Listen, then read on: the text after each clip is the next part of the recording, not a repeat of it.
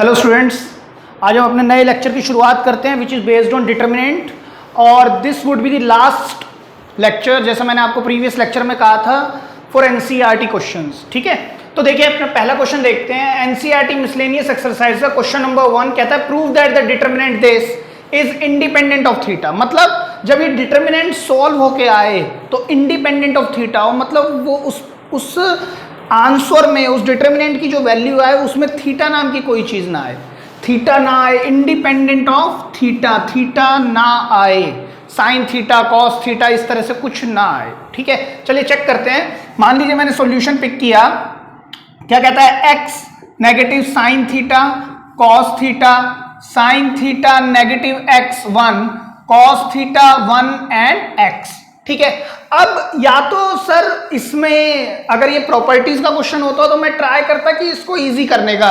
किस तरह से इजी करता मैं, 1 0 0 या 1 0 0 या 1 0 0 या फिर 1 0 0 इस तरह से कुछ बनाता, यानी कि 2 जीरो बनाने की कोशिश करता किसी एक रो या किसी एक कॉलम में। लेकिन क्वेश्चन में कोई ये नहीं बोला है कि यूजिंग द प्रॉपर्टीज, और यूजिंग द प्रॉपर्टीज नहीं बोला तो मैं इसको डायरेक्ट भी एक्सपैंड कर सकता हूं, क्योंकि देखने में इतना मुश्किल क्वेश्चन नहीं लग रहा है, पहली बात। दूसरी बात, अगर सर मैं इसको डायरेक्ट 2 जीरो बनाना चाहूं तो इसमें 2 जीरो बनाने में काफी समय लगेगा और 2 जीरो बनते हुए 1-2 स्टेप्स में दिख नहीं रहे हैं, तो हम इसको डायरेक्ट एक्सपैंड कर सकते हैं इस तरह के क्वेश्चन में जहां पर उसने नहीं बोला है यूजिंग प्रॉपर्टीज। तो मैं इसको डायरेक्ट एक्सपैंड कर रहा हूं। देखिए, एक्सपैंड अलोंग R1, अगर R1 के अलोंग एक्सपैंड करता हूं x टाइम, देखिए इस रो को छोड़े कॉलम को छोड़े कितना आएगा, -x² - 1 negative times sine theta. इस रो और कॉलम को छोड़ेंगे तो sir negative x sine theta negative cos theta आएगा। अब sir positive time cos theta, अब देखिए बेटा इस रो और कॉलम को छोड़ देंगे तो sir negative sine theta negative negative positive x cos theta. ठीक है, जब आप इसको मल्टीप्लाई कराएंगे तो कितना बन जाएगा sir, negative x³ minus x minus minus plus x sign square theta minus minus plus sine theta cos theta आएगा। अब सर ये बनेगा negative sine theta cos theta, और ये क्या बनने वाला है, x time cos square theta. Sir ये क्वांटिटी से कैंसिल। ठीक है, अच्छा एक चीज हो रहा है x और x, देखिए इन दोनों में से मैं x कॉमन ले सकता हूं, तो the moment I take x common, यहां क्या रह जाएगा सर, कोस स्क्वायर थीटा और plus x minus x³ negative के साथ। ठीक है, तो नेगेटिव x³ नेगेटिव x, आप जानते हैं इसकी वैल्यू क्या रहती है, 1 आइडेंटिटी होती है ट्रिग्नोमेट्री में, कैंसिल तो नेगेटिव ऑफ x³। तो देयरफॉर वी कैन से जो डिटर्मिनेंट आया है खुलने के बाद इज इंडिपेंडेंट ऑफ थीटा। यहां पर कोई थीटा आया आंसर में, साइन थीटा कॉस थीटा नहीं आया, तो therefore we have proved that जो डिटर्मिनेंट होगा इसकी जो वैल्यू निकल के आएगी is independent of theta. Clear है, लिख लीजिए। तो स्टूडेंट्स बात करते हैं एनसीईआरटी मिसलेनियस एक्सरसाइज का क्वेश्चन नंबर 19। सर आपने एकदम यही वाला पिक क्यों किया, क्योंकि देखिए लास्ट वाले क्वेश्चन में डिटर्मिनेंट में दिया हुआ था इसी की तरह से कुछ था, सेम सा डिटर्मिनेंट था, यहां पर मैट्रिक्स दी है लगभग सेम है, तो मैं चाह रहा था दोनों क्वेश्चंस को इकट्ठा लेके चलते हैं। ठीक है, उसके बाद क्या कहता है, let A be the matrix this where 0 is smaller than equal to theta और smaller than equal to 2 pi, then determinant A या तो 0 हो जाए, determinant A open interval 2 pi, मतलब 2 और इंफिनिटी के बीच में, पाई नहीं इंफिनिटी, 2 और इंफिनिटी के बीच में आए, कौन आए, डिटर्मिनेंट ए, या डिटर्मिनेंट ए बिलोंग करे 2 और 4 के बीच में, not even 2 4, right. Determinant A belong करे 2 से लेकर 4 तक, 2 से स्टार्ट करके 4 तक, these are called closed interval. In class 11 sets chapter में हमने बात डिस्कस की थी, ये ओपन इंटरवल होते हैं बेटा। क्लियर है, तो देखिए कैसे करेंगे। मान लीजिए मैंने क्वेश्चन लिया सॉल्यूशन ए, मैंने इस पर डिटर्मिनेंट ले लिया, दोनों तरफ taking determinant 1 minus sine theta negative 1 sine theta 1 negative sine theta 1 sine theta 1। ठीक है सर, या तो इसको डायरेक्ट एक्सपैंड कर दो, क्योंकि ये भी प्रॉपर्टीज का क्वेश्चन तो है नहीं, क्वेश्चन ने तो बोला नहीं है कि यूजिंग प्रॉपर्टीज सॉल्व इट। ठीक है, अगर ये 2 जीरो बनते हैं तो डिटर्मिनेंट खोलना आसान हो जाएगा, और मेरे को 2 जीरो बने हुए दिख रहे हैं यहां पर, देखिए ध्यान से, अगर मैं अप्लाई करूं, applying R1 changes to R1 में क्या जोड़ दूं, R3, तो ए डिटर्मिनेंट इक्वल टू, देखिए 1 - 1 sir 0, sine theta negative sine theta 0, 1 और 1 यहां पर आ गया 2। क्लियर है, यहां पर कौन है, negative sine theta 1 sine theta negative 1 negative sine theta and 1। ठीक है बेटा, आप डायरेक्ट भी कर सकते थे, बट बिकॉज प्रॉपर्टीज कुछ मेंशन नहीं थी तो आप डायरेक्ट कर सकते थे। लेकिन अगर मेरे पास 2 जीरो बन जाए तो एक्सपेंशन और इजी हो जाएगी, तो मैंने इसलिए 0 बना दिए। तो एक्सपैंड अलोंग R1, तो A det is equal to, देखिए plus minus plus, plus 0 minus 0 plus twice of, sir इस रो कॉलम को छोड़ देंगे, कितना होगा, negative negative positive sine square theta, और देखिए माइनस माइनस प्लस 1, ठीक है। तो ए डैट मेरे पास आ गया sir twice of 1 plus sign square theta.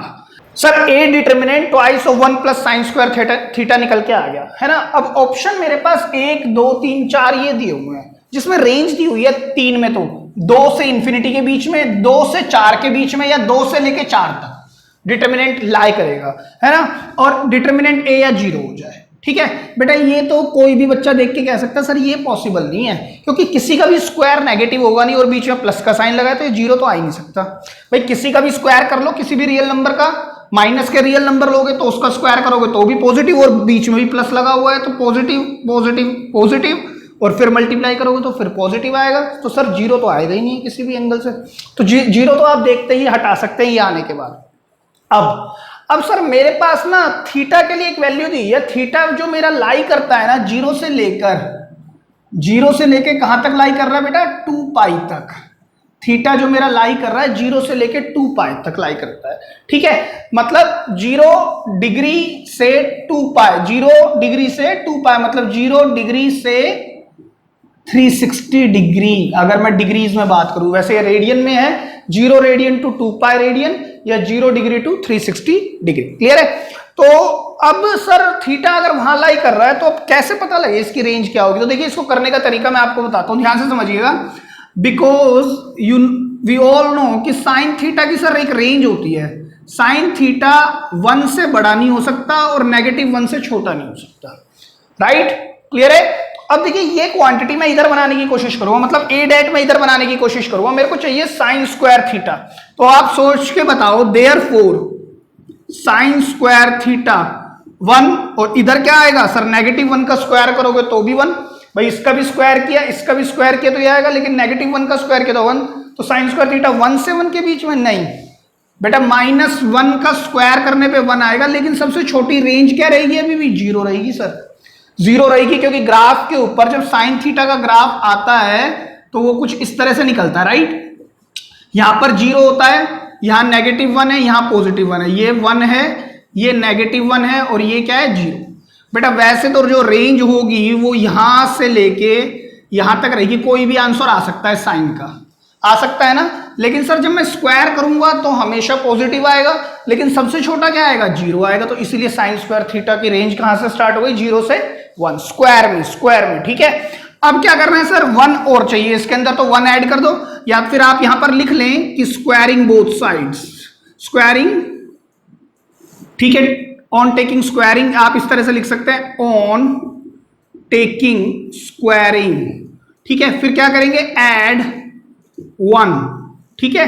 तो 1 ऐड करेंगे तो क्या होगा, 1 प्लस साइन स्क्वायर थीटा, 1 + 1 2, और इधर क्या आ जाएगा 1, ठीक है सर। उसके बाद 2 से मल्टीप्लाई करना है, तो मल्टीप्लाई बाय 2 एज वेल। तो क्या हो जाएगा सर, यहां पर जब मल्टीप्लाई कराओगे 1 प्लस साइन स्क्वायर थीटा, यहां पर 4, और ये क्या है सर 2।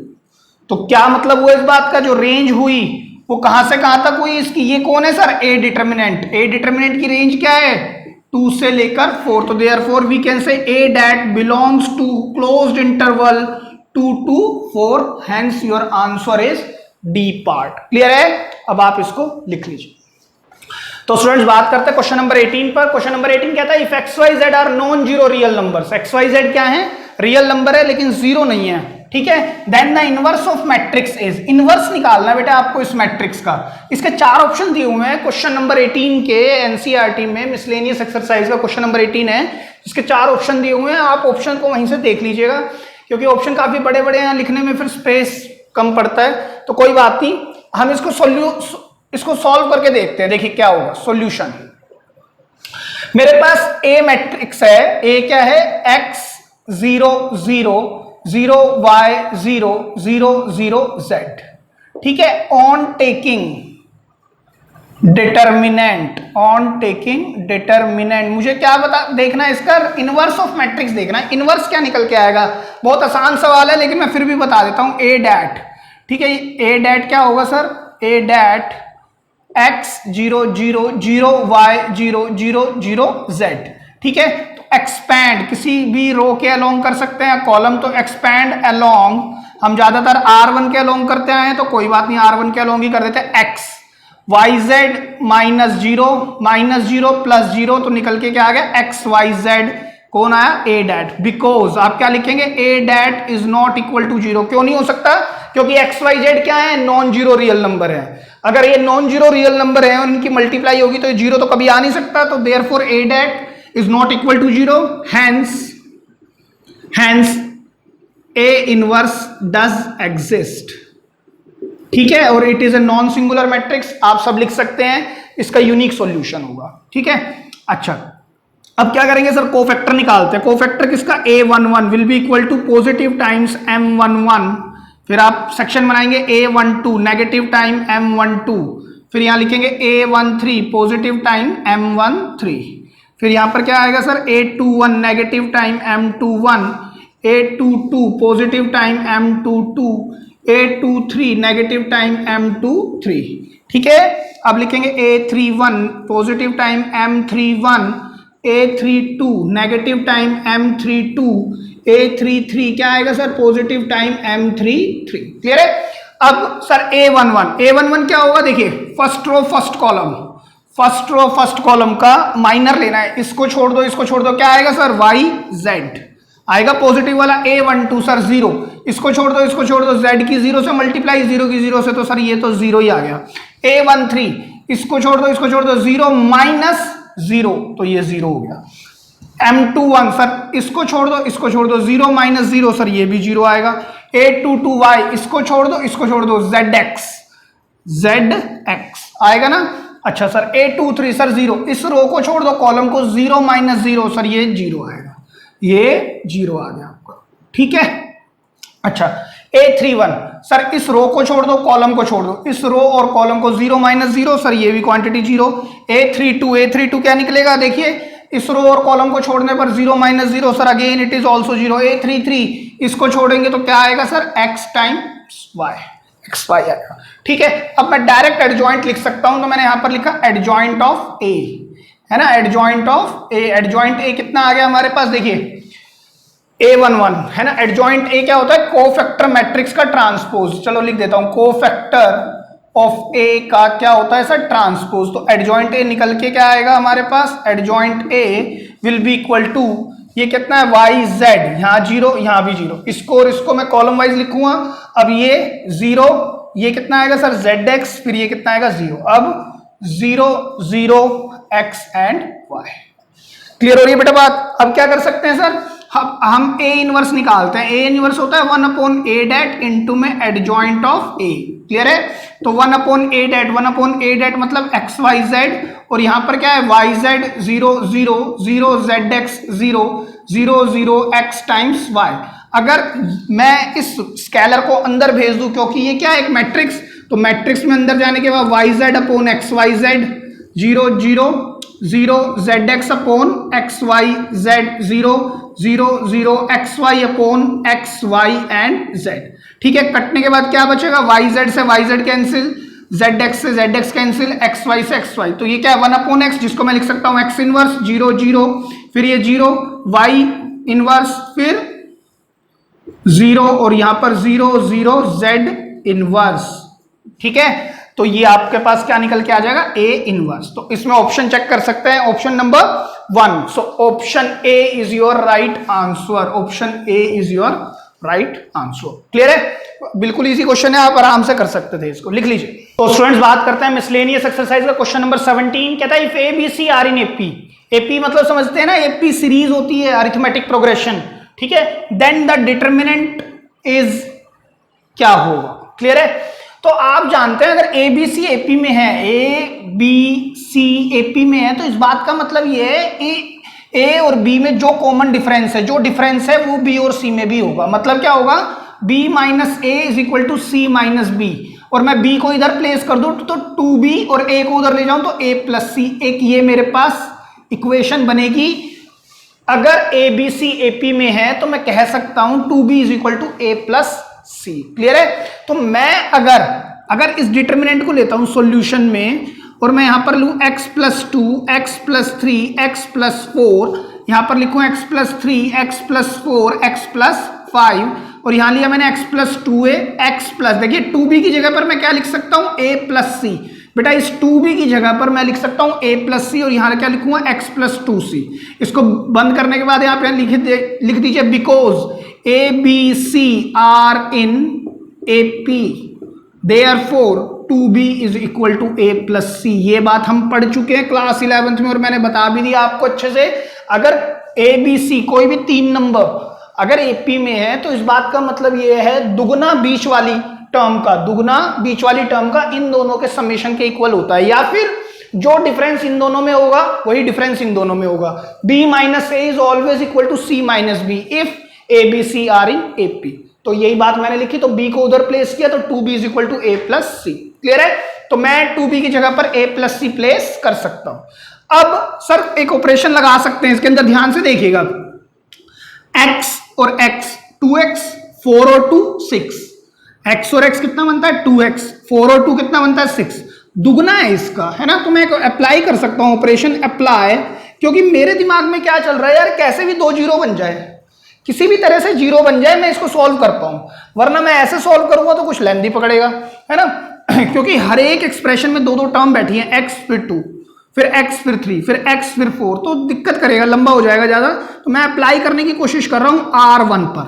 अप्लाई मैंने किस पे किया? R1 पर। R1 changes to R1 plus R3 minus twice of R2। ध्यान से देखिएगा क्या बनने जा रहा है ये। x प्लस 2 और x प्लस 4 ऐड करो, 2x plus 6 minus twice of this, तो सर ये जीरो आ गया। ठीक है, ऐसे ही 2x plus 8, 2x plus 8 minus 2x minus 8, तो सर वो फिर जीरो आ गया। ठीक है, ऐसे इधर देखिए x प्लस x 2x होगा plus 2a plus 2c minus twice of this, twice of x plus a plus c, तो जब खोलोगे तो ये पूरा ही कैंसिल हो जाएगा, तो सर ये भी जीरो आ गया। तो यहां पर क्या रहेगा? x plus 3, x plus 4, x plus a plus c, x plus 4, x plus 5, x plus 2c।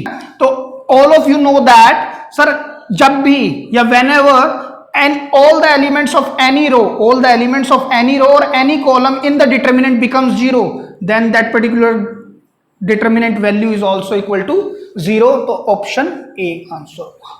Clear है?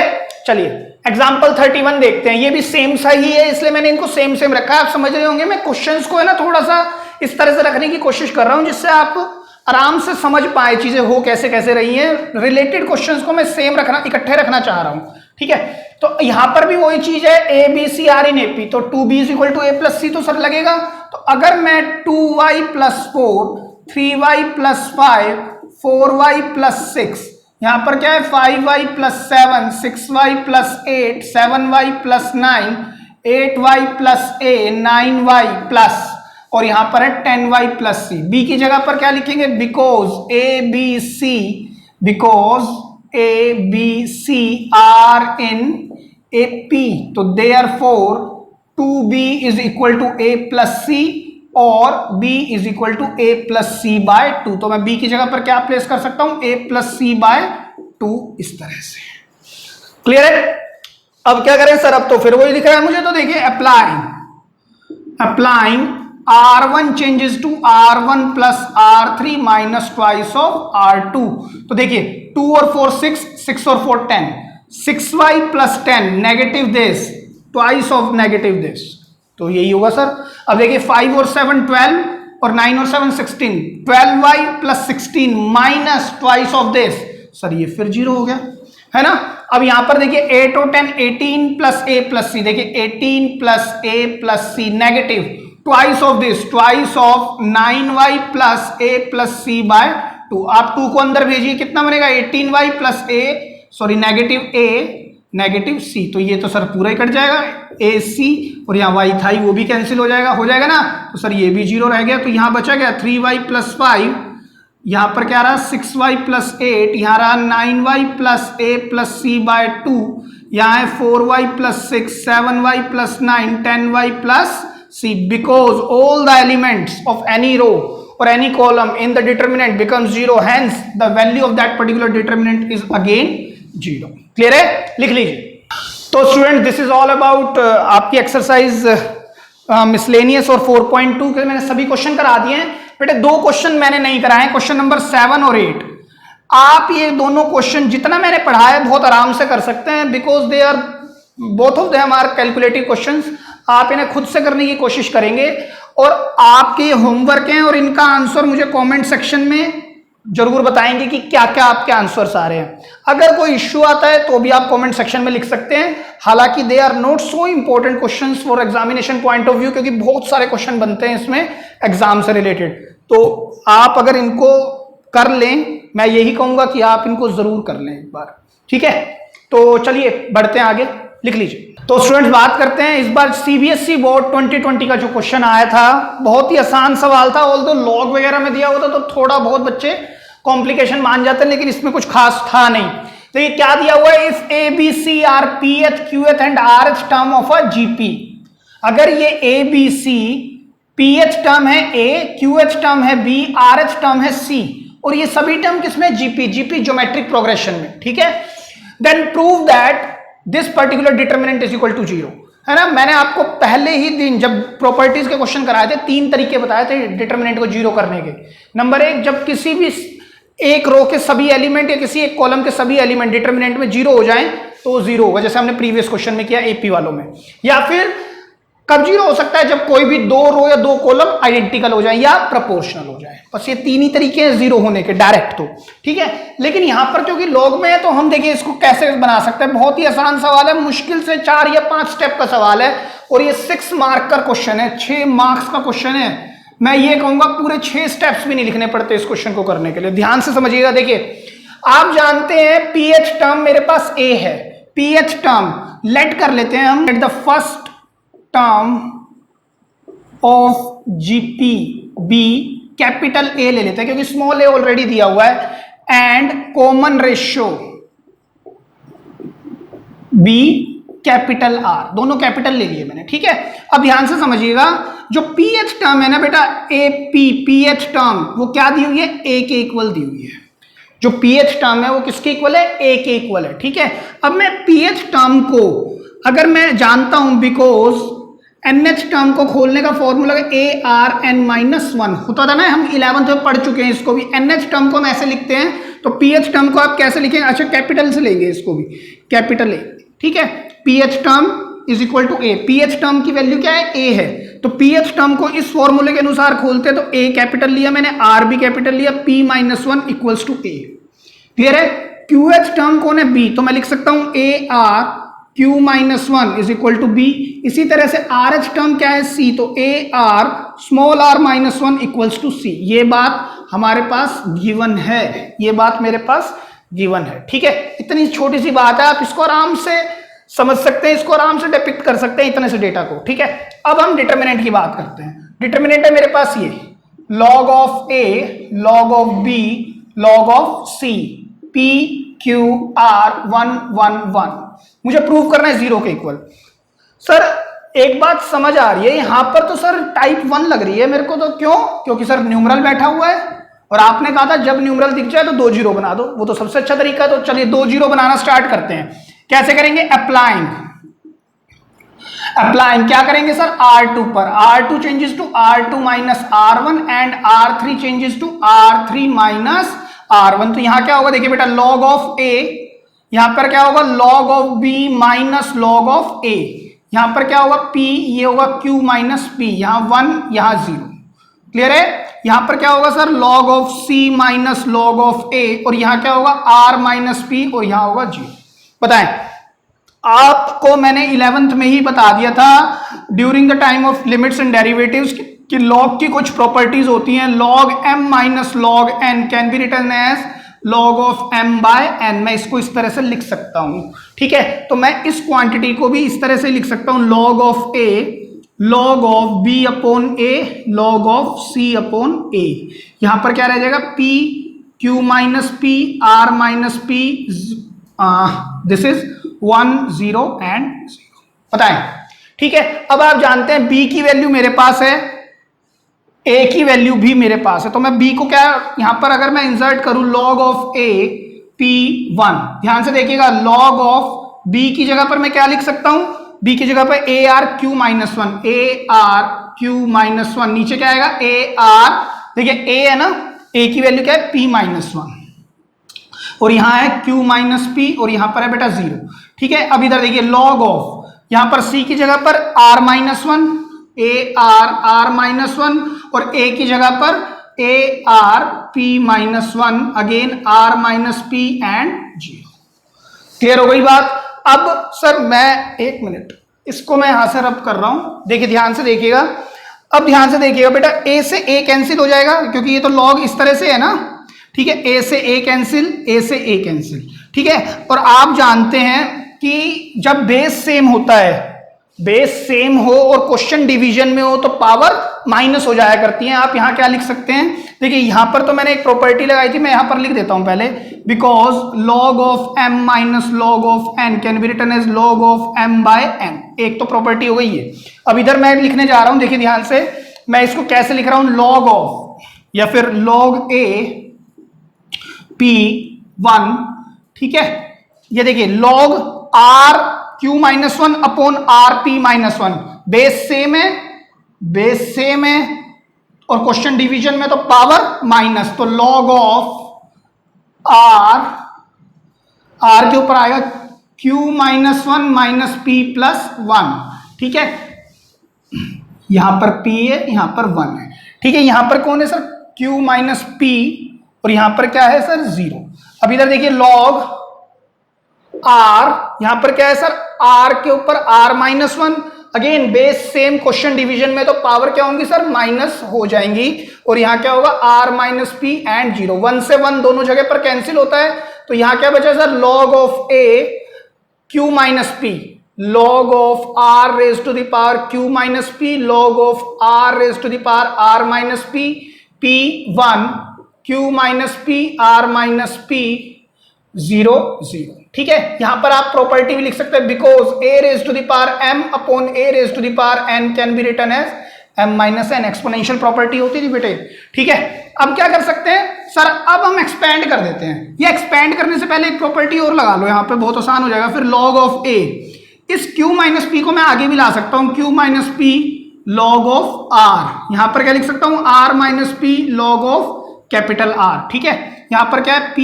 q minus p r minus p 1 0 0। Sir ये कैसे आ गया, ये भी एक log की प्रॉपर्टी होती है, बिकॉज हम क्या लिखते हैं, log of m raise to the power n can be written as n log m, मैं इस तरह से भी इसको लिख सकता हूं।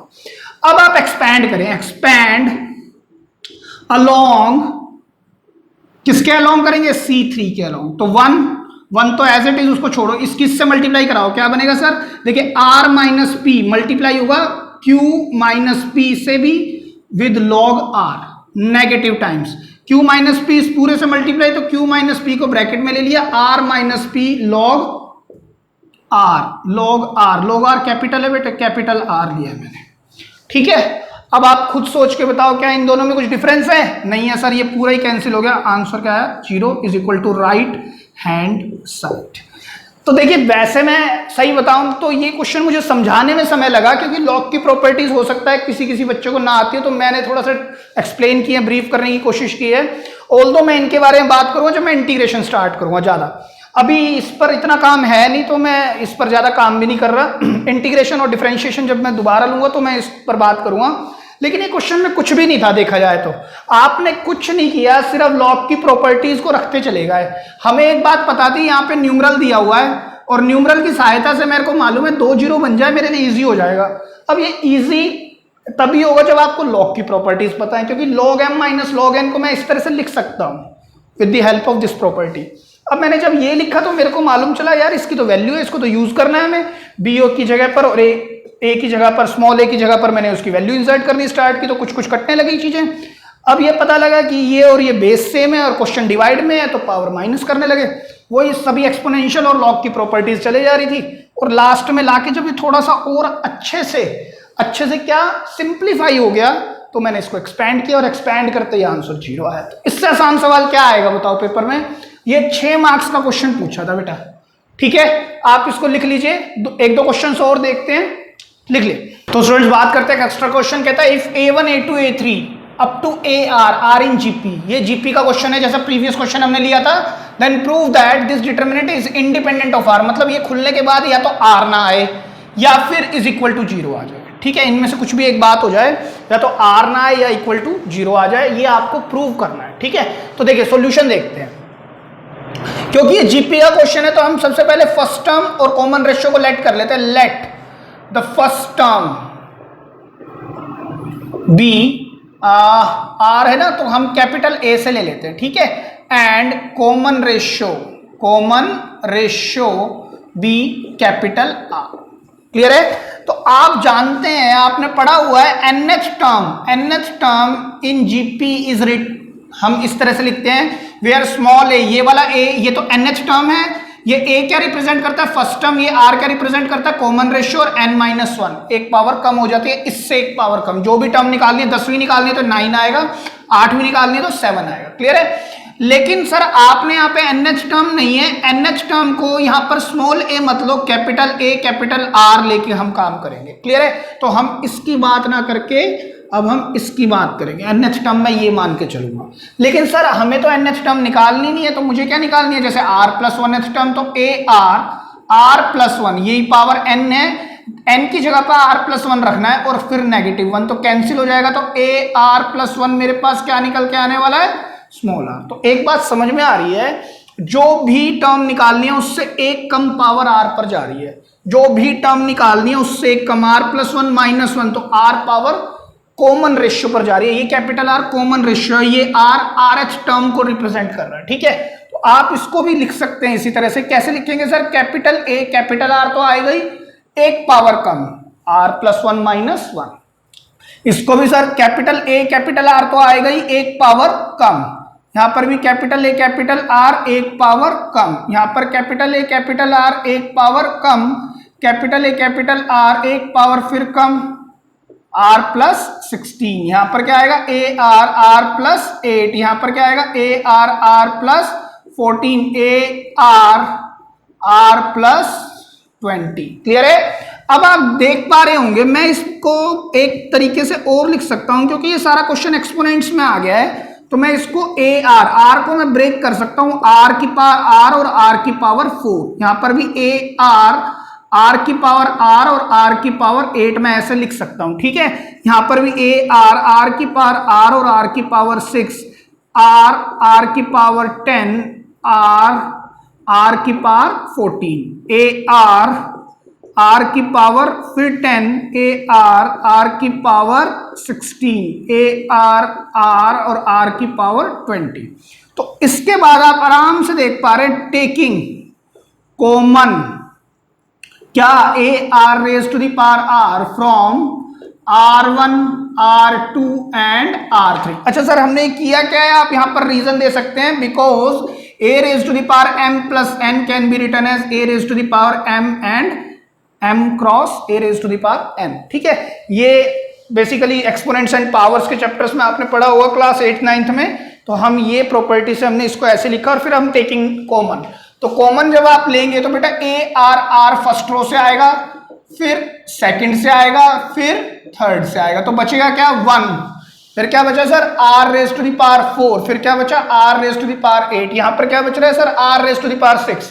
अच्छा देखिए r raise to the power 10 को भी मैं r raise to the power 4 into r raise to the power 6 लिख सकता हूं। ठीक है, r raise to the power 14 बचेगा, उसको भी मैं ब्रेक कर सकता हूं, r raise to the power 8 and r raise to the power 6। अच्छा नीचे क्या क्या बचा, r raise to the power 10, r raise to the power 16 and r raise to the power 20। Clear हो रही है बात। अब सर इनका क्या करें, या तो आप इसको इस तरह से लिख सकते हैं, सर पूरा क्वेश्चन मल्टीप्लाई में है, पूरा क्वेश्चन मल्टीप्लाई में है और बेस सेम है, तो पावर क्या हो जाती है ऐड। तो आप लिख सकते हैं a क्यूब r की पावर 3r, इस तरह से लिख सकते हैं, पावर ऐड हो जाएंगी तो यही आएगा। अच्छा इस स्टेप से पहले एक बात और लिख लेते हैं, टेकिंग कॉमन, क्या कॉमन आएगा sir, r raise to the power 6 from row कौन सी 2, ठीक है। तो यहां पर क्या आ गया a cube r raise to the power 3r into r raise to the power 6 मैंने कॉमन लिया, तो यहां क्या बचा 1r4 r raise to the power 8, 1r raise to the power 4 r raise to the power 8 r raise to the power 10 16 and 20। तो आप लिख सकते हैं because r1 and r2 are identical, therefore the answer is 0।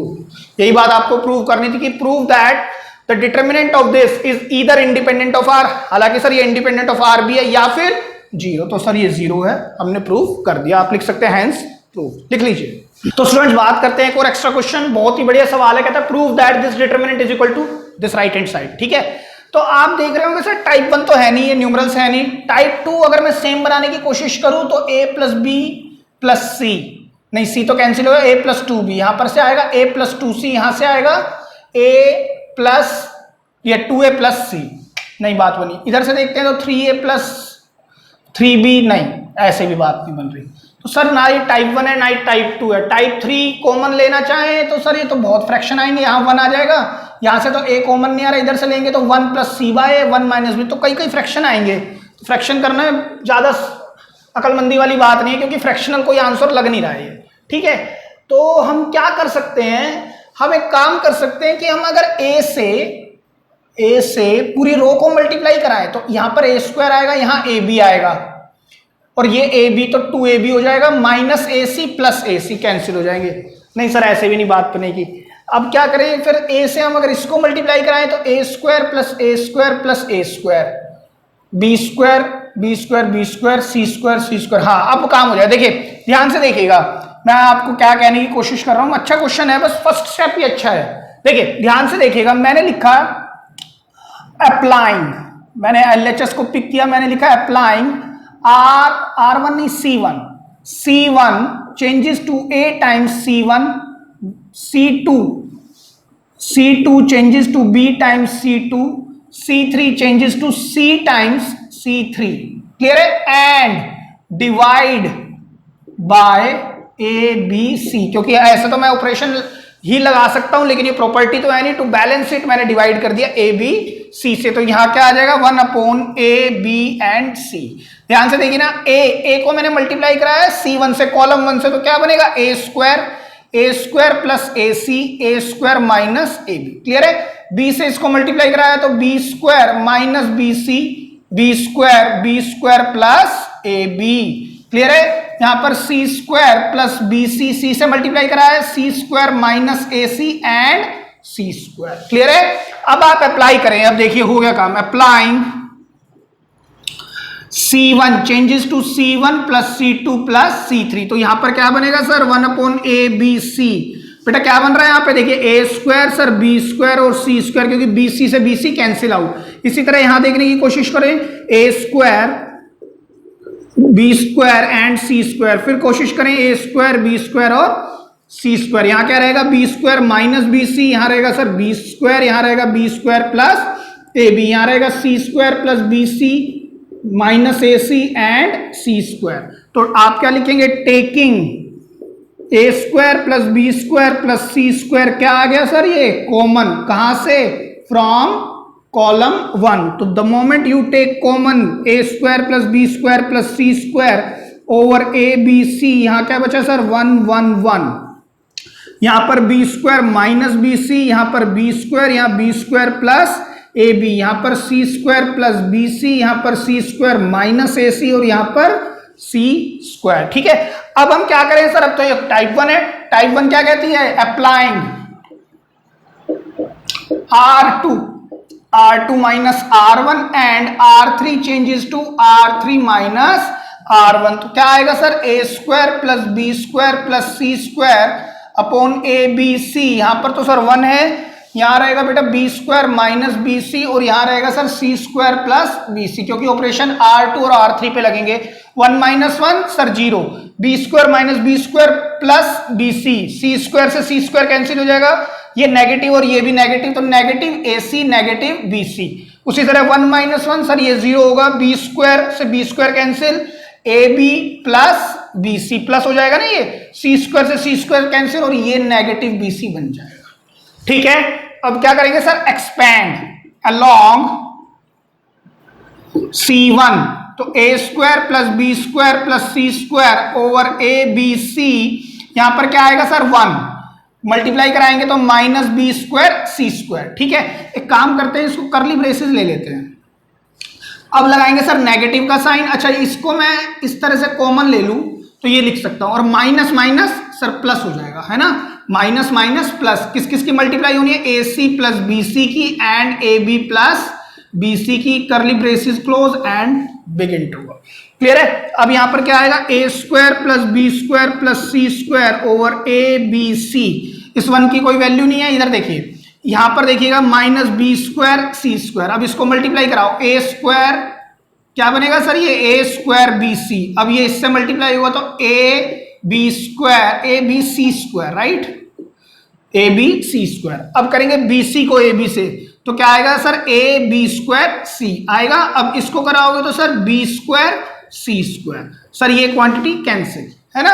अब इन तीनों में से A B C common आ रहा है, तो आप क्या लिख सकते हैं, सी स्क्वायर अपॉन में ए बी सी, यहां पर क्या कॉमन लेंगे, इसी के अंदर कर लेते हैं, ए बी सी कॉमन आएगा, अंदर क्या बचेगा, A plus B plus C, तो ए बी सी से ए बी सी कैंसिल, तो देयरफॉर रिजल्ट क्या है, A plus B plus C, A square plus B square plus C square is equal to right hand side.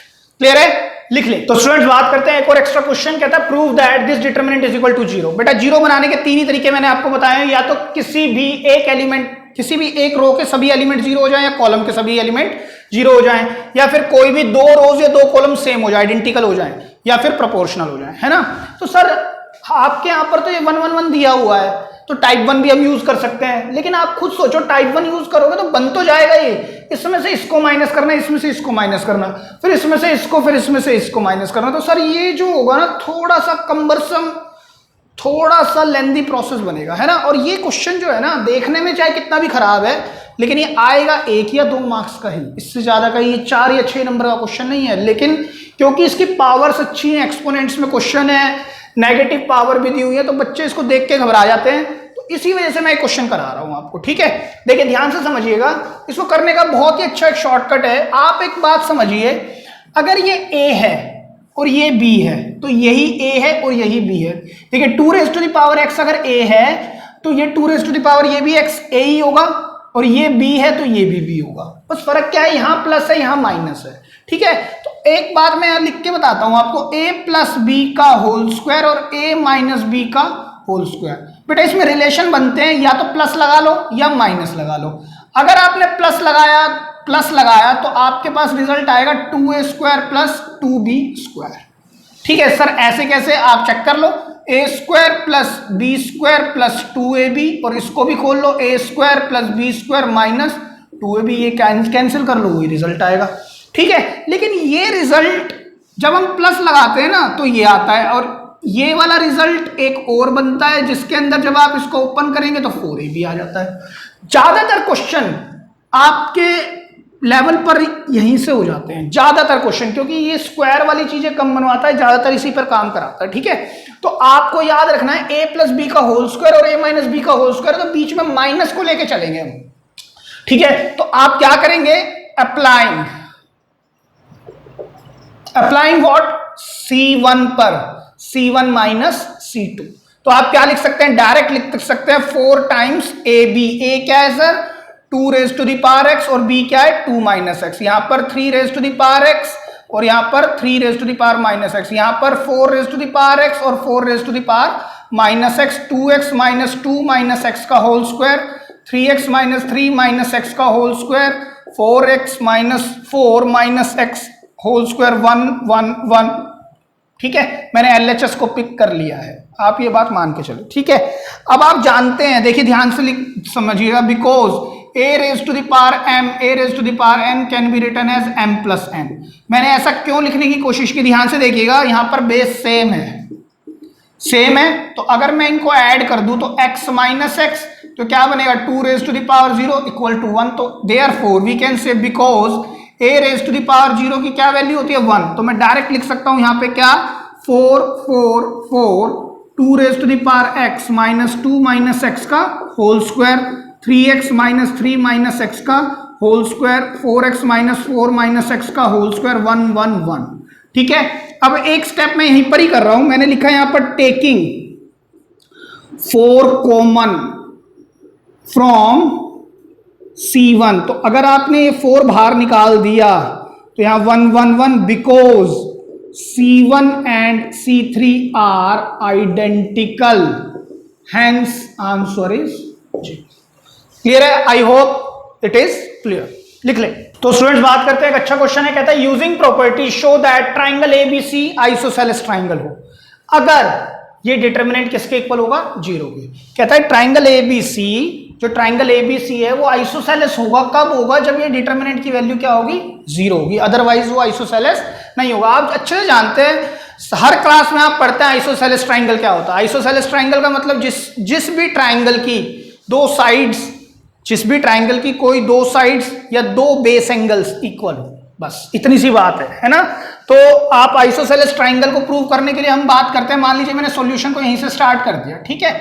आप जानते हैं sir ये तो 1 1 1 दिया हुआ है, ये 1 1 1 दिया हुआ है, तो आपकी तो टाइप 1 है, बहुत ही आसान सवाल है। तो आइसोसेलेस करना है उसको बाद में सोचेंगे ये तो सर, लेकिन अगर मैं इसको सॉल्व करना चाहूं तो ये तो बहुत ही आसान है, टाइप 1 ही तो है, ये तीनों में 1 1 दिया हुआ है, न्यूमरल दिए हुए हैं, तो बनाओ 1 1 1 से। तो क्या करेंगे, applying C2 changes to C2 minus C1 and C3 changes to C3 minus C1। बेटे मैं आपको एक बात और बताता हूं, कई बार बच्चे सोचते हैं सर ये मेरे को तो समझ ही नहीं आया क्या कह रहा है, तो है ना पता नहीं किस टेंशन में आ जाते हैं, वो इसको भी नहीं सॉल्व करते।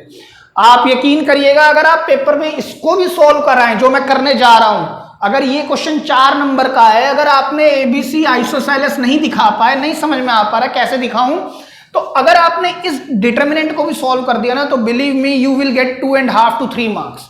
एक नंबर आपका ज्यादा से ज्यादा काटेगा वो इस वजह से क्योंकि आपने ये प्रूव नहीं किया। लेकिन मैं देखता हूं बच्चे क्या करेंगे, सर ये मैंने पढ़ लिया, ये तो मेरे को समझ ही नहीं आया, और ये भी नहीं, उसका ध्यान सिर्फ इसी पर अटक चुका है, उसको ध्यान ही नहीं है कि ये भी मैं सॉल्व कर सकता हूं। तो आपको जब बता दिया ये टाइप 1 है, आराम से आप इसको सॉल्व कर सकते हैं, कम से कम अगर फंस जाएं तो उतना तो सॉल्व करके आए, वरना कुछ करेंगे इसको छोड़ ही दिया सर मैंने, तो वो काम ना करें, ठीक है, बिकॉज स्टेप मार्किंग होती है आपके यहाँ। तो आप यहाँ पर क्या लिखेंगे 1 plus cos of A cos square A plus cos of A. Clear है? यहाँ क्या होगा सर 0, 1 माइनस 1 0, यहाँ पर 1 से 1 कैंसिल हो जाएगा, कॉस बी माइनस कॉस ए। यहाँ पर देखिए स्क्वायर टर्म्स को मैं पहले लिख रहा हूँ, minus cos square A plus ये वाला कॉस बी, फिर नेगेटिव ऑफ कॉस ए। आप आराम से लिख सकते हैं इस बात को, ठीक है। 1 माइनस 1 फिर से 0, यहां पर क्या आएगा sir cos C minus cos of A, फिर क्या लिखेंगे cos square C minus cos square A plus cos C minus cos of A equals to 0। ये बात समझ में आ गई होगी आई होप, ठीक है, ये 0 है। अच्छा अब क्या करें सर, अब ध्यान से देखिएगा, मैं एक बात और लिख सकता हूं यहीं पर, 1 plus cos of A cos square A plus cos of A. यहां पर क्या है सर 0 है, यहां पर क्या है cos B minus cos A, यहां पर क्या है 0 cos C minus cos of A. Clear है? अच्छा इसको मैं कैसे लिख सकता हूं, मैंने कहा कॉस बी माइनस कॉस ए तो कॉमन आ जाएगा, अंदर क्या बचेगा कॉस बी प्लस कॉस ए प्लस 1। इसी तरह से कॉस सी माइनस कॉस ए तो कॉमन आएगा, कॉस सी प्लस कॉस ए प्लस 1। सर कैसे, देखिए मैं बता भी देता हूं आपको कैसे बचेगा, आप ध्यान से देखिएगा। अगर मैं इस क्वांटिटी की बात करूं, यहीं पर लिख के दिखाता हूं मैं, cos square B minus cos square A plus cos of B minus cos of A. Algebra में आपने पढ़ा है A square minus B square, cos B minus cos A और cos B plus cos of A plus cos B minus cos of A. अब हर बंदा जानता है, हर बच्चा जानता है 12th लेवल पे कि क्या कॉमन आ रहा है sir, cos B minus cos A, वही लिया, तो अंदर क्या बचेगा cos B plus cos A, और यहाँ क्या बचेगा 1, वही मैंने यहाँ पर लिखा है, उसी तरह से मैंने नेक्स्ट में लिखने की कोशिश की, ठीक है। अब आप क्या लिखेंगे, अब आप कॉमन ले लेंगे, कॉमन क्या आ रहा है sir, taking common cos b minus cos a and cos c minus cos a from C2 and C3 respectively. तो यहां क्या आ गया sir, cos B minus cos A multiply किससे होगा, cos C minus cos A। यहां पर 1 है, 1 प्लस cos ऑफ A है, यहां पर क्या है, cos square A plus cos of A, cosine of A। इधर क्या है 0, यहां 1, यहां पर क्या बचेगा बेटा, cos B plus cos A plus 1, यहां पर क्या बचेगा 0 1, cos C plus cos A plus 1 equal किसके, 0। ठीक है, अब आप इसको आराम से एक्सपैंड कर सकते हैं, लिखेंगे क्या, एक्सपैंड along R1। यहां पर क्या है हमारे पास, cos B minus cos of A, cos C minus cos of A। तो जब आप इसको एक्सपैंड करेंगे 1, ये माइनस ये, तो आप लिख सकते हैं आराम से, क्या आएगा sir, cos C plus cos A plus 1, negative time cos B है बेटा, ये B cos A नेगेटिव 1। ठीक है, अब आप इसको ब्रैकेट क्लोज, तो सर 1 से 1 कैंसिल, cos A से cos A कैंसिल, तो इक्वल टू में क्या चल रहा है, ऑलरेडी 0। तो हमारे पास देयरफॉर रिजल्ट क्या आया, cos B minus cos A, cos C minus cos A, cos C minus cos of B equals to 0। ठीक है, अब आप अच्छे से जानते हैं कि अगर इन तीनों ब्रैकेट्स को 0 के इक्वल होना है तो मैं फैक्टर भी बना सकता हूं, either cos B minus cos A equals to 0, cos C minus cos of A equals to 0, और क्या लिखेंगे, cos C minus cos B equals to 0। ठीक है, तो आप therefore we can say cos B is equal to cos of A, cos C is equal to cos of A, cos C is equal to cos of B। मेरी बात समझे ध्यान से, आप यहीं से चलें, दोबारा इस पर लाता हूं मैंने कहा इन तीनों ब्रैकेट को 0 के इक्वल लाना है, तो आप खुद सोच के बताओ ये कब हो सकता है सर, तब हो सकता है या तो ये पूरा ब्रैकेट 0 हो जाए या ये पूरा ब्रैकेट 0 हो जाए, तभी तो ये LHS 0 होगी RHS के इक्वल, या ये वाला ब्रैकेट 0 हो जाए, है ना। इन तीनों में से अगर कोई भी एक ब्रैकेट 0 हो गया ना, तो ये LHS इक्वल टू RHS हो जाएगी, इक्वेट कर जाएगी। क्लियर है, तो मैंने यही लिखा है, या तो ये 0 हो या ये 0 हो या ये 0 हो। तो इस बात का फर्दर मतलब ये हुआ cos भी किसके इक्वल हो, cos A। भाई बड़ी सीधी सी बात है, अगर मैं B को 60 डिग्री रख दूं और A तो 60 है नहीं, A और B तो अलग अलग है, और ये 30 है, तो कभी ये 0 होंगे सर, ये तो कभी भी 0 नहीं होंगे। इस बात का मतलब ये हुआ जो B और A हैं, अगर इन दोनों को 0 होना है, तो अगर ये 30 है तो A को भी 30 होना पड़ेगा, cos 30 minus cos 30, cos 60 minus cos 60। इस बात का मतलब ये हुआ अगर इस पूरे ब्रैकेट को 0 होना है तो एंगल जो है ना B और A अलग नहीं है, therefore we can say B को A के इक्वल होना पड़ेगा, या फिर C को A के इक्वल होना पड़ेगा, या फिर C को B के इक्वल होना पड़ेगा। तो अगर कोई भी दो एंगल इक्वल हो गए तो क्या है, ट्राइंगल आइसोसेलेस। या तो ये दो एंगल इक्वल हो जाएं या ये दो एंगल इक्वल हो जाएं। अगर ये दो एंगल इक्वल हो गए तब भी ये 0 हो जाएगा, LHS कर देगी इक्वेट RHS को। तो या तो ये दो एंगल इक्वल हो जाए या फिर ये दो एंगल इक्वल हो गए तब भी LHS इक्वल टू RHS आ जाएगी। Therefore we have proved triangle ABC is an isosceles triangle. Clear है, लिख लें। तो स्टूडेंट्स बात करते हैं एक और नए क्वेश्चन पर। ये क्वेश्चन मैंने इक्विलेटरल ट्राइंगल पर रखा है, इससे पहले वाला क्वेश्चन मैंने आइसोसेलेस पे रखा था। ठीक है, तो देखिए, if the coordinates of the vertices equilateral triangle के वो गिवन है मेरे को, आप क्वेश्चन ध्यान से पढ़ें, मैंने पढ़ लिया है। देखिए कहता है कोऑर्डिनेट वर्टिसेस के कौन से ट्राइंगल, इक्विलेटरल के ये हुए x1 y1, यहां पर है x2 y2 और यहां पर है x3 y3। क्लियर है, ये आपको वर्टिसेस गिवन है। ठीक है, with the length of side A। Clear है, इक्विलेटरल ट्राइंगल की। तो कहता है ये रिलेशन प्रूव करना है कि इस डिटरमिनेंट का स्क्वायर इसके इक्वल होगा। ठीक है, आप अच्छे से जानते हैं ए सॉल्यूशन में, ठीक है, ये कहीं ना कहीं स्क्वायर को दिखा रहा है ना, तो डिटरमिनेंट का स्क्वायर है, तो ये तो एरिया की तरह से बात कर रहा है कहीं ना कहीं। जो हम इसमें रिलेशन निकाल सकते हैं वो हम कई तरीके से निकाल सकते हैं। आपने क्लास 9-10th में पढ़ा हुआ है, area of an equilateral triangle. ठीक है, क्या होता था sir, root 3/4a²। a is the length, यहां पर a दी हुई है तो कोई बात नहीं, ठीक है। अब आप जानते हैं सर ये डेल्टा इज इक्वल टू क्या आ गया मेरे पास, √3/4a², ठीक है। अब सर √3/4 4 तो है, यहां पर 3 है, तो इस बात का मतलब ये स्क्वायरिंग हो रही होगी कहीं ना कहीं, तभी a की पावर 4 बनेगा और 3 बनेगा ऊपर।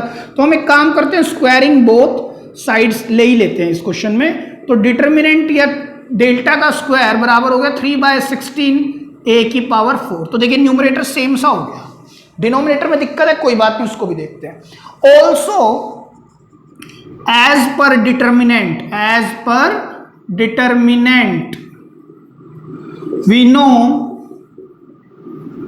That area of triangle is also known as half of x1 y1 1, x2 y2 1, x3 y3 1। Clear है। अब सर डेल्टा यहां पर भी आ गया, हाफ आ गया, और यहां पर डिटर्मिनेंट भी आ गया, लेकिन डिटर्मिनेंट में यहां पे स्क्वायर है, तो अगेन स्क्वायरिंग बोथ साइड्स, क्योंकि मुझे तो रिलेशन प्रूव करके दिखाना है। तो डिटर्मिनेंट या डेल्टा का square equal to 1/4 x1 y1 1, x2 y2 1, x3 y3 1 उसका होल स्क्वायर, ठीक है।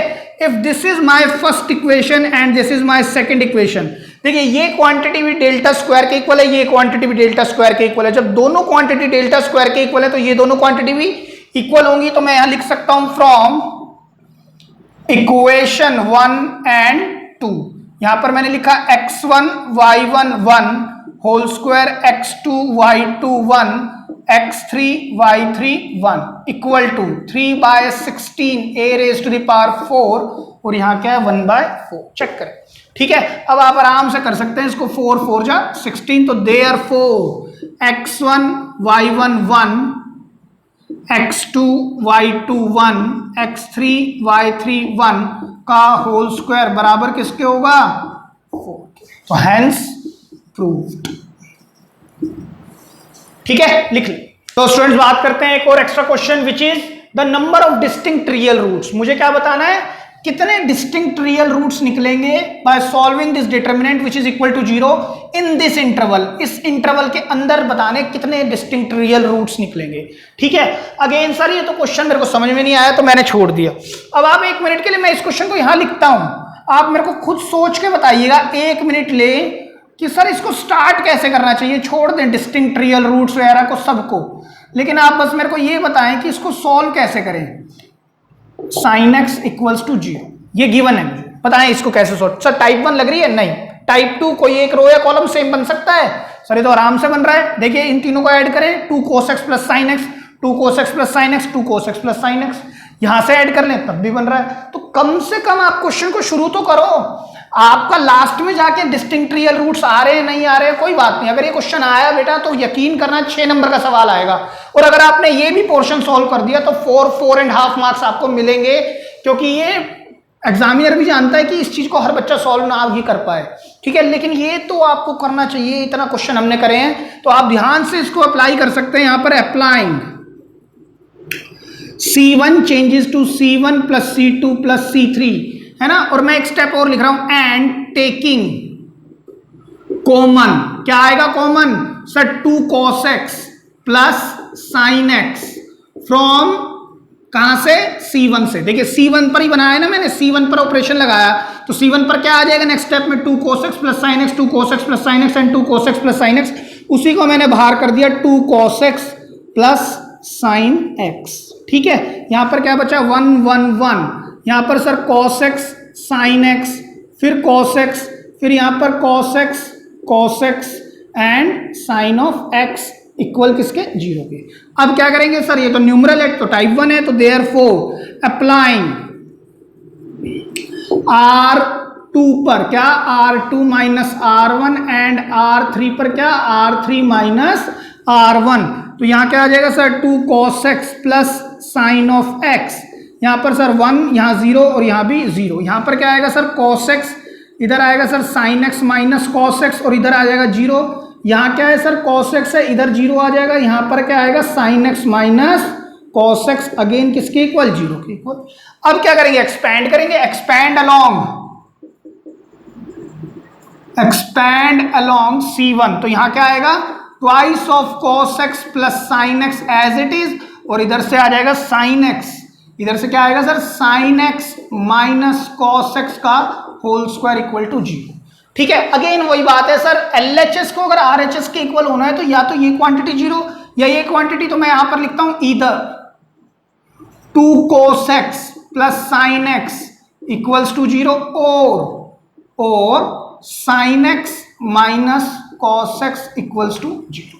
क्लियर है? अब इनको सॉल्व करते हैं, देखते हैं x क्या निकल के आता है, क्योंकि x से चीजें करनी है हमें। तो देखिए मैं अगर इस माइनस साइन x को उधर कर दूं, ठीक है, या मैं काम करता हूं साइन x को तो मैं इधर ही रख लेता हूं, negative time 2 cos x divide by cos x both sides. तो जब आप डिवाइड करेंगे cos से तो यहां क्या बन जाएगा sir 10x is equal to -2। तो सर 10x आया -2 के इक्वल, तो 10 की वैल्यू -2 हो सकती है, हाँ हो सकती है, बिकॉज रेंज ऑफ 10 थीटा क्या होती है -∞ टू इन्फिनिटी। तो जो रेंज होती है 10 थीटा की जो आंसर आ सकते हैं -∞ टू इन्फिनिटी आ सकते हैं। तो सर सही तो आ रहा है, बिल्कुल ठीक है, लेकिन बट हमारे क्वेश्चन ने x को बोला हुआ है -π/4 से π/4। जो x निकल के आए, इसको सॉल्व करने के बाद जो x निकल के आए वो इन दोनों में लाई करे। तो अब देखिए इसको इस तरह से करने का, मेरे को 10x को इक्वेट कराना है, ध्यान से समझिएगा, टेकिंग 10 ऑल द साइड्स।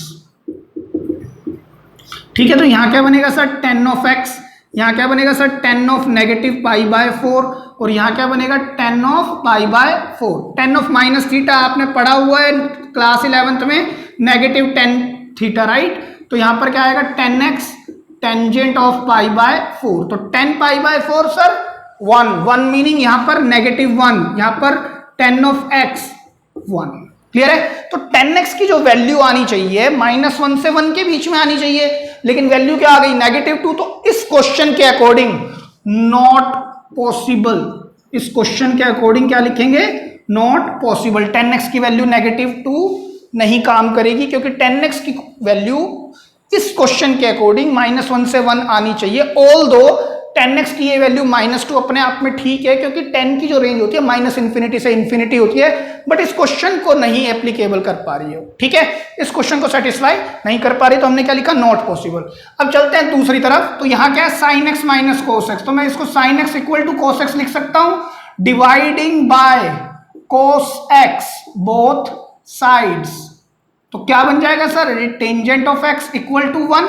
ठीक है, अब सर ये तो प्रिंसिपल सॉल्यूशन पे जाएगा, लेकिन प्रिंसिपल सॉल्यूशन की जरूरत नहीं है, आप डायरेक्ट लिख सकते हैं 10x is equal to 10 of π/4, तो therefore x is equal to π/4, क्योंकि 10x की वैल्यू 1 कई एंगल पे होगी, लेकिन x आपको कहां से कहां तक चाहिए -π/4 से π/4, तो π/4 से x आपको चाहिए कहां है -π/4 से π/4 तक। ठीक है, तो 10 की वैल्यू 1 इस दौरान में सिर्फ π/4 पे होगी, तो देयरफॉर या फिर so only 1 distinct real root is possible, that is x is equal to π/4। Clear हो गई बात? आप इसको भी लिख लीजिए। और बेटा बाय सेइंग दिस, मैंने आपको डिटरमिनेंट के काफी क्वेश्चंस कराए हैं on the basis of properties. तो मैंने कई क्वेश्चन इसलिए कराए हैं आपको कि आपको प्रॉपर्टीज के क्वेश्चन में सबसे ज्यादा डाउट रहते हैं, लेकिन फिर भी मैंने अपनी तरफ से काफी क्वेश्चन कराने की कोशिश की है।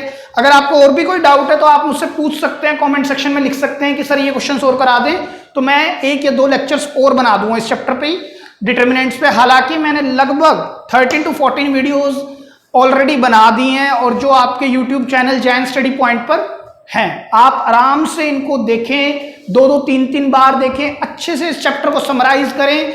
और एक बात समझे मेरी कि बेटा अभी हो सकता है बच्चों को लग रहा हो सर ये 4th चैप्टर तो बड़ा टफ है या कॉम्प्लिकेशन है, इसमें तो कई तरह के क्वेश्चन बनते हैं, कभी इनवर्स निकालो इस मेथड से, कभी उस मेथड से, या फिर प्रॉपर्टीज के क्वेश्चन, ये दोनों चीजें लगती टफ हैं। लेकिन मैं आपको अगेन बता रहा हूं, व्हेन यू रीच्ड या फिर 3-4 months down the line you would get to know कि सर मैंने पूरा मैथ लगा लिया, the easiest chapter till date I found chapter 3 and chapter 4 which is matrix and determinant. क्योंकि मैं आपको कोई डरा नहीं रहा, आने वाले चैप्टर की बहुत टफ है, लेकिन कहीं ना कहीं कॉम्प्लिकेशंस तो देखिए बढ़ेंगी, थोड़ा करके बढ़ती जाएंगी। लेकिन अगेन अगर आप अच्छे से करते चल रहे हैं, एक एक क्वेश्चन को मेरे साथ साथ करते चल रहे हैं, हर चैप्टर को मेरे साथ साथ समराइज करते चल रहे हैं, हर लेक्चर को समराइज कर रहे हैं, तो बिलीव मी आपके चैप्टर बहुत ही अच्छे से होने वाले हैं। तो by saying this, thank you so much, thank you.